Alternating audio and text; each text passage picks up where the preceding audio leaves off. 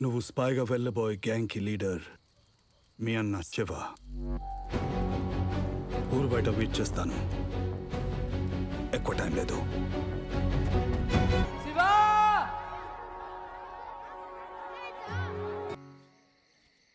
గొడవలు తీసుకొని కొట్టినా చచ్చిపోయిండు.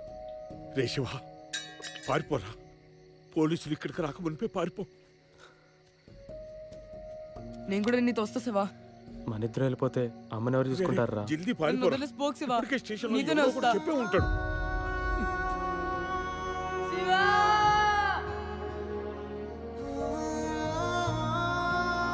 శివా!